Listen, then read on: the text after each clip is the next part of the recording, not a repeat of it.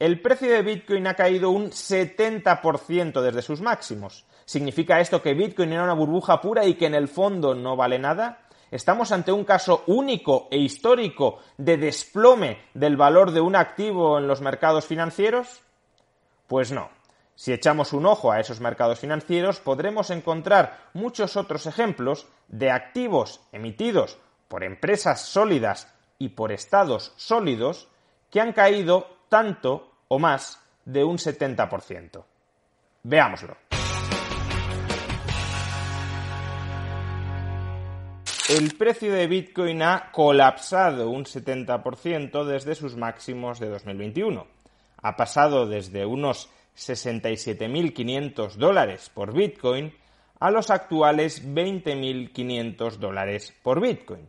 En un vídeo anterior ya explicamos las diversas causas que han llevado a este fenómeno, que han llevado a este desplome del precio de Bitcoin.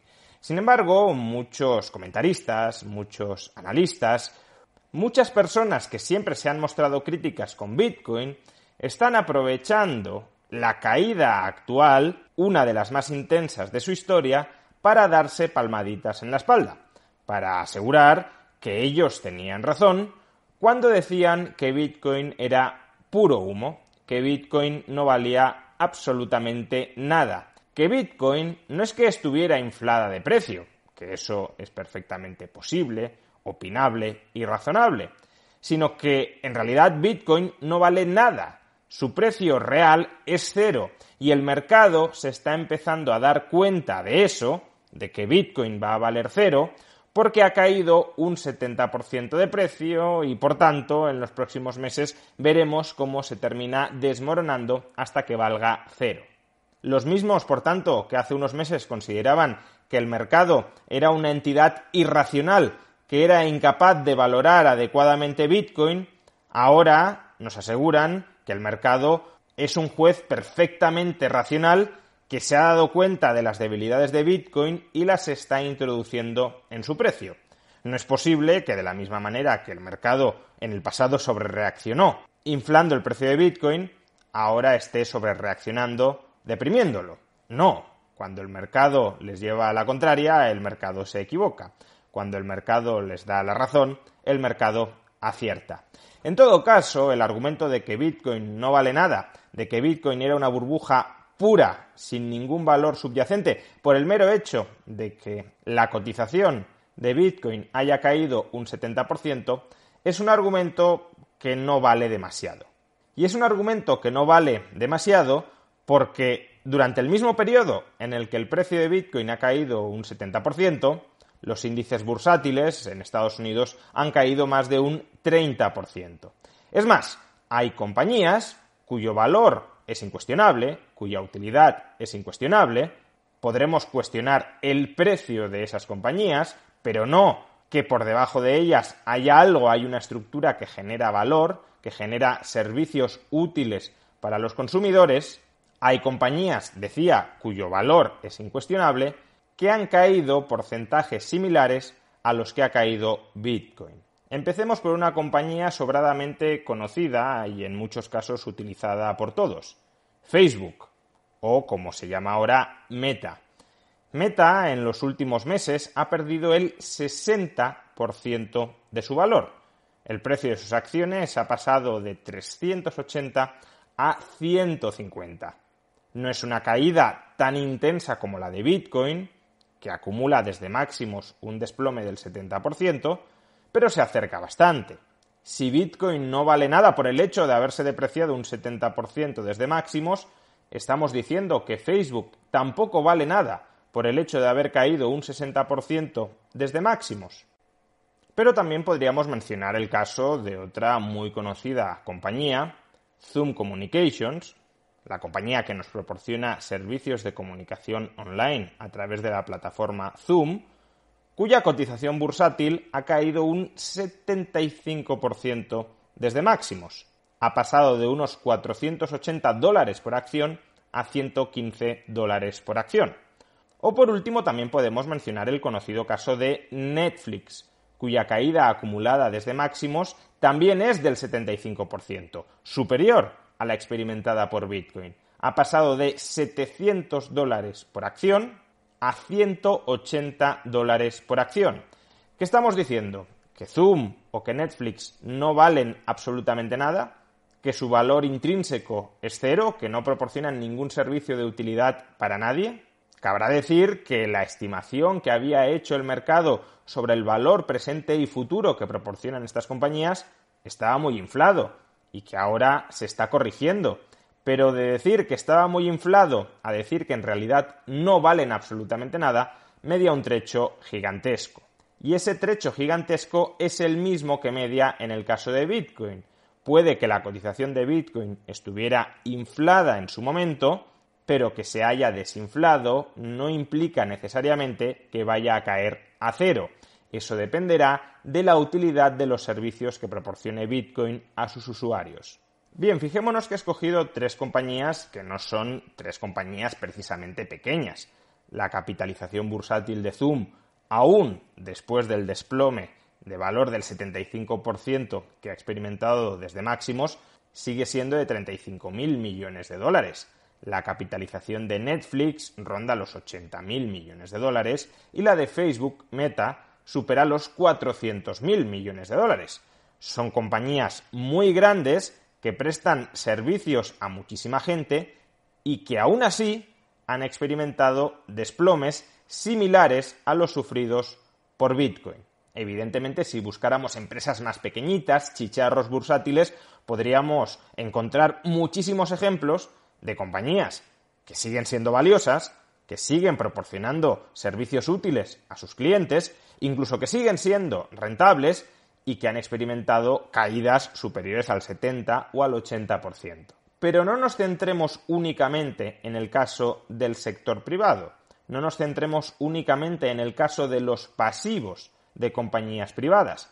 ¿Qué ha sucedido con el precio de algunos pasivos del sector público, de esos títulos de inversión que supuestamente son sólidos, seguros, libres de riesgo, títulos en los que todo el mundo debería confiar y resguardar su inversión, alejándose de la volatilidad extrema de los mercados financieros alocados en el sector privado? Bueno, pues si echamos un ojo a lo que ha sucedido con el precio de los bonos estatales, de la deuda pública estatal de más larga duración, aquellos bonos que vencen no en el corto plazo, sino en el largo plazo, observaremos desplomes muy considerables. Aquí tenéis el precio de mercado de una serie de bonos emitidos por el Estado alemán y que vencen en el año 2052. Son bonos que no pagan tipos de interés. Bonos que han comprado aquellos que querían tener su capital asegurado en el año 2052. Y sí, en el año 2052 van a recuperar exactamente el mismo dinero, que no necesariamente el mismo poder adquisitivo a tenor de la actual inflación, que le prestaron al Estado alemán. Pero ahora mismo, si quisieran deshacer su posición, si quisieran liquidar el bono en el mercado y recuperar el capital que invirtieron, que le prestaron al Estado alemán, fijémonos que para recuperar ahora, y no tener que esperar a 2052, el capital prestado, tendrían que perder un 43% de lo invertido.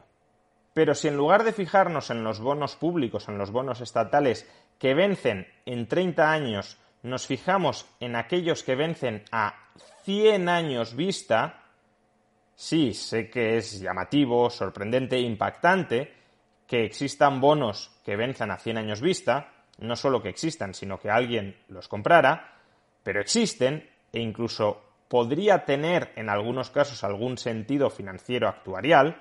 Por ejemplo, pueden ser activos que a las compañías de seguros les interese tener en su balance. Pues bien, si nos fijamos en los bonos que vencen a 100 años, emitidos en el año 2020 por el Estado austríaco, otro Estado reputado, de solvencia más o menos garantizada, observaremos que la caída que han experimentado en su valor de mercado es del 90%. No del 70% como Bitcoin, sino del 90%. Si quienes compraron esos bonos a 100 años quisieran liquidarlos hoy para recuperar el capital que invirtieron en ellos, perderían el 90% de lo invertido. ¿Significa todo esto que la deuda pública no tiene absolutamente ningún valor, que los estados son absolutamente inútiles, que son una burbuja pura? Bueno, ojalá significara esto, porque eso implicaría que la sociedad está despertando, se está desanestesiando. Pero no, obviamente no significa eso. Los estados siguen teniendo una capacidad fiscal extractiva de recursos de la sociedad que no deberían tener, pero la tienen, y con esa capacidad extractiva pueden pagar la deuda. No es que estos estados hayan dejado de ser solventes, no es que el precio de estos bonos se haya desplomado porque los inversores consideren que estos estados, el estado alemán o el estado austríaco, van abocados a la quiebra. No. La razón por la que el precio de mercado de estos bonos se ha hundido hay que buscarlo en otro factor. Un factor que también permite explicar por qué se ha hundido el precio de las acciones tecnológicas y que también permite explicar por qué se ha hundido el precio de Bitcoin. Y ese factor común es el alza de los tipos de interés. Cuanto más elevados sean los tipos de interés en el mercado, más agresivamente descontamos los flujos de caja futuros esperados. Es decir, menos vale hoy el dinero que esperamos que a través de intereses, dividendos o plusvalías llegue en el futuro. Cuanto más alejado se ubique en el tiempo el dinero que nos promete un determinado activo en forma, repito, de dividendos, intereses o plusvalías, y cuanto más altos sean los tipos de interés a los que descontamos ese dinero alejado en el tiempo, menor será el valor presente, lo que vale hoy, lo que el mercado está dispuesto a pagar por ese dinero futuro esperado. Eso es así en el caso de las acciones tecnológicas, que pueden tener un futuro muy brillante, pero en todo caso es un futuro alejado en el tiempo, y por consiguiente un alza de los tipos de interés destroza especialmente la valorización de estas compañías. Esto es así también en los bonos estatales, que tienen los flujos de caja futuros perfectamente garantizados o prácticamente garantizados al 100%. El Estado alemán va a pagar, el Estado austríaco va a pagar, pero va a pagar muy tarde, y ese dinero tan futuro, tan alejado en el tiempo, con tipos de interés más altos, hoy vale mucho menos. ¿Cuánto menos? Pues en el caso del bono alemán, a 30 años ya lo hemos visto, un descuento del 45%. Y en el caso del bono austríaco a 100 años, un descuento del 90%. Y también eso mismo es lo que probablemente esté ocurriendo con Bitcoin. Los tenedores de Bitcoin eran personas que esperaban rendimientos futuros en forma de plusvalías, es decir, de revalorizaciones de Bitcoin. Rendimientos que no iban a llegar necesariamente en el corto plazo, pero que sí se esperaba que llegaran en el medio, largo o muy largo plazo. Pues bien, aunque esas revalorizaciones puedan llegar en el futuro, que está por ver, simplemente no estoy entrando en ese argumento, quiero aislar la influencia que por sí mismo tiene la subida de los tipos de interés. Aunque esas revalorizaciones puedan llegar en el futuro, si los tipos de interés han subido, esas revalorizaciones futuras hoy valen mucho menos. Y de la misma manera que se hunde el precio de las acciones tecnológicas o de la misma manera que se hunde el precio de los bonos estatales a largo plazo, también, por ese mismo argumento, se puede hundir hoy el precio de Bitcoin. Por eso no tiene ningún sentido, o ningún sentido honesto, utilizar el argumento de que Bitcoin ha caído un 70% desde máximos para llegar a la conclusión de que el valor intrínseco de Bitcoin es cero. Quizá uno pueda defender con buenos argumentos, tengo mis dudas, pero quizá uno pueda defender con buenos argumentos que el valor intrínseco, el valor fundamental de Bitcoin es cero. Es decir, que es una burbuja pura y que terminará por no valer nada. Pero desde luego, utilizar el argumento de que como ha caído un 70%, eso ya pone de relieve que era una burbuja pura y que terminará valiendo cero, eso es una trampa, eso es un argumento falaz, porque ese mismo argumento luego no se utiliza para concluir que el valor intrínseco de Facebook es cero, que el valor intrínseco de Netflix es cero, que el valor intrínseco de Zoom es cero, o que el valor intrínseco de los estados, de la solvencia de los estados alemán y austríaco, es cero. Y si no se utiliza para todos estos casos, tampoco debería utilizarse para Bitcoin. salvo que quienes utilicen ese tipo de argumento en realidad no estén tratando de razonar, sino de manipular.